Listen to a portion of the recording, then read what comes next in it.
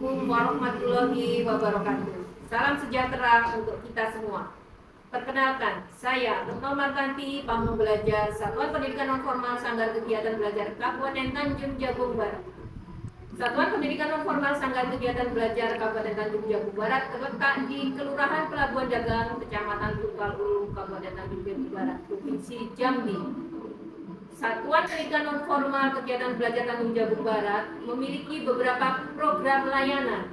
Yang pertama adalah pendidikan anak usia dini, pendidikan kesetaraan paket A, paket B, paket C, dan juga pendidikan kecakapan hidup, serta program rumah bahasa dan tahfidz Quran. Pamong Belajar adalah pendidik dengan tugas utama melaksanakan kegiatan belajar mengajar, pengkajian program, dan juga pengembangan model pendidikan non-formal dan informal. Dalam rangka meningkatkan kompetensi dan literasi masyarakat Kabupaten Tanjung Jabung Barat, Satuan Pendidikan Non-Formal Sanggar Kegiatan Belajar menyelenggarakan program Rumah Bahasa dan Tahfidz Quran.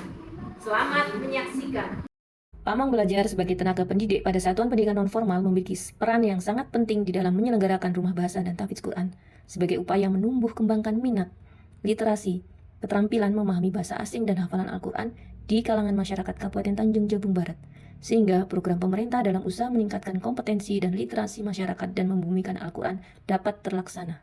Rumah Bahasa dan Tahfidz Quran memiliki 3 bagian, yaitu Rumah Bahasa Inggris, Rumah Bahasa Arab, Rumah Bahasa Jepang, dan tahfidz Quran. Yang pertama, Rumah Bahasa Inggris. Pembelajaran dilaksanakan 3 kali pertemuan dalam seminggu. Setiap pertemuan selama 2 jam pelajaran, yaitu dilaksanakan pada hari Rabu, Kamis, dan Jumat, mulai pukul 15.30 sampai dengan 17.00 waktu Indonesia Barat. Untuk tingkatan kelas belajar bahasa Inggris, level ini hanya akan mengambil 3 level penguasaan bahasa, yaitu A1 dan A2 untuk kelas dasar dan B1 untuk kelas lanjutan. Untuk pembelajaran level A1, warga belajar akan mempelajari, memperkenalkan diri secara sederhana dan mengucapkan salam yang umum, menceritakan dari mana dia dan orang lain berasal serta memberikan gambaran dasar mengenai kota tempat tinggalnya. 3. Menceritakan tentang keluarga dan kerabat secara sederhana, menggambarkan penampilan dan kepribadian mereka. 4. Membahas pakaian pada tingkat dasar dan mengajukan pertanyaan sederhana kepada penjual. 5. Berbicara tentang makanan kesukaan dan memesan makanan untuk dibawa pulang. 6. Berbicara tentang kegiatan sehari-hari dan mengatur pertemuan dengan teman dan kolega. 7. Menggambarkan kondisi cuaca saat ini dan menyarankan kegiatan yang sesuai dengan perkiraan cuaca. 8. Berbicara secara umum tentang kesehatannya dan menggambarkan gejala medis umum kepada seorang dokter. 9. Menjelaskan lokasi rumah dan memberikan arah sederhana. 10. Berbicara tentang hobi dan minat serta menyusun rencana untuk melakukan kegiatan bersama teman atau kolega. Materi pembelajaran ini akan disesuaikan dengan kemampuan warga belajar pada pelaksanaannya. Rumah Bahasa Inggris level B1 atau lanjutan, warga belajar akan mempelajari 1. Mendiskusikan harapan pribadi dan profesional serta impian untuk masa depan. 2. Melakukan wawancara kerja dan mengikuti wawancara kerja di bidang keahlian Anda. 3. Berbicara tentang kebiasaan menonton televisi dan acara kesukaan Anda. 4. Menjelaskan pendidikan Anda dan rencana Anda untuk pelatihan di masa mendatang. 5. Berbicara tentang musik kesukaan Anda dan tren musik serta merencanakan pergi ke pertunjukan musik di malam hari. 6. Berbicara tentang menjalani gaya hidup sehat serta memberi dan menerima saran tentang kebiasaan sehat. 7. Pergi ke rumah makan, memesan makanan, terlibat dalam percakapan saat makan malam dan membayar makanan Anda. 9. Berpartisipasi dalam negosiasi di bidang keahlian Anda jika Anda memiliki bantuan untuk memahami beberapa poin. Selanjutnya, mendiskusikan isu-isu keselamatan kerja, melaporkan kecelakaan, serta menjelaskan aturan dan regulasi. Yang kedua, Rumah Bahasa Arab. Pembelajaran dilaksanakan 3 kali pertemuan dalam seminggu. Setiap pertemuan selama 2 jam pelajaran, yakni hari Kamis, Jumat, dan Minggu, mulai pukul 15.30 sampai dengan 17.00 waktu Indonesia Barat. Yang dipelajari adalah mengenal kosakata, kalimat, dan jumlah dalam bahasa Arab, membaca, menulis, serta menerjemahkan kata-kata Arab sesuai dengan kaidah nahwu dan shorof yang benar. Belajar kisah-kisah untuk memperkaya pengetahuan kosakata dan menjadikan bahan untuk praktek berbicara. Adapun tujuan pembelajarannya, warga belajar dapat membaca dan menulis teks Arab, menyebutkan jenis-jenis kata dan penggunaannya. Yang ketiga, Rumah Bahasa Jepang.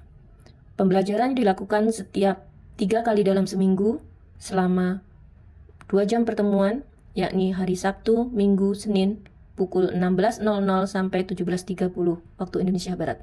Adapun materi yang diajarkan, yang pertama adalah perkenalan, yang kedua cara salam di kelas, memakai cara logat ekspresi dan bahasa sehari-hari dengan aksara Jepang, yaitu menulis huruf hiragana.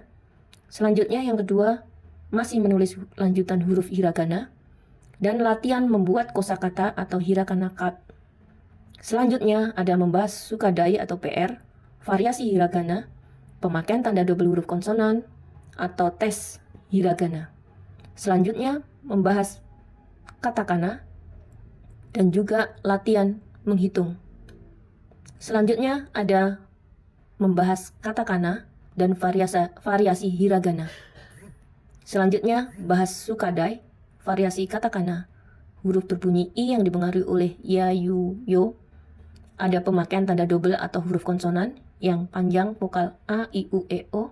Selanjutnya membahas nikon, go, denan, desuka.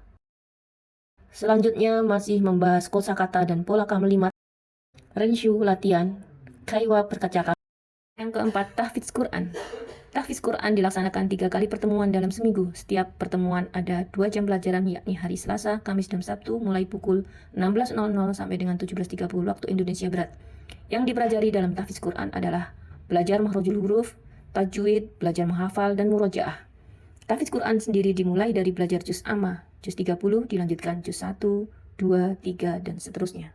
Setelah 5 tahun pembelajaran rumah bahasa dan tahfidz Quran, diselenggarakanlah wisuda rumah bahasa dan tahfidz Quran pada bulan Desember tahun 2023 yang dihadiri langsung oleh Bapak Wakil Bupati Tanjung Jabung Barat. Dalam sambutannya, beliau memberikan apresiasi kepada para tutor, ustadz dan ustadzah UPT SPT Satuan Pendidikan Nonformal Dinas Pendidikan dan Kebudayaan yang secara serius dan konsisten dalam membina, mendidik para warga belajar, santriwan-santriwati, tahfidz atau penghafal Al-Quran. Beliau bangga dengan tekad para tutor, ustadz-ustazah yang secara ikhlas dan istiqomah membimbing para calon kader penjaga kemurnian Al-Quran.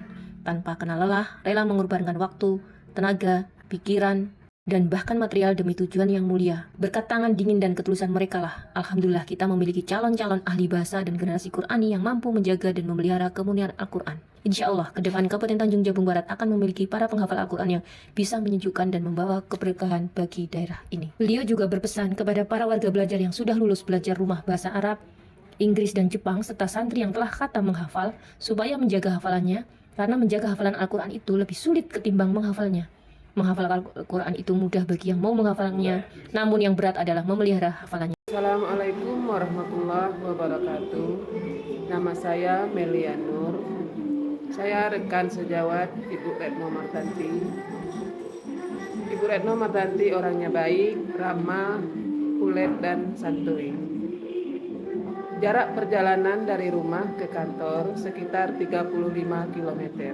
Namun setiap hari Ibu tetap beraktivitas masuk ke kantor. Warahmatullahi wabarakatuh. Perkenalkan, saya Bu Musrofa, Kepala Desa Sungai Karo, Kecamatan Tebing Tinggi, Kabupaten Tanjung Jabung Barat. Saya mengenal Bu Retno Martini sebagai pamong, belajar SKB sekitar 12 tahun yang lalu. Beliau yang ramah, baik, memiliki dedikasi yang penuh tanggung jawab terhadap pekerjaannya, yang suka mengajak warga masyarakat yang untuk mengikuti program pendidikan kesetaraan. Alhamdulillah, saya sendiri juga mengikuti program pendidikan kesetaraan paket B dan C, perjuangan dengan tanpa pamrih. Assalamualaikum warahmatullahi wabarakatuh. Di sini saya ingin menyampaikan, saya selaku pemerintahan Desa Gemuruh yang banyak berterima kasih atas bantuan Bu Retno yang selaku pengurus ijazah paket di Kecamatan Tunggal Hulu. Dengan bantuan beliaulah sehingga saya bisa mendaftar menjadi kepala desa Gemuruh tahun 2023.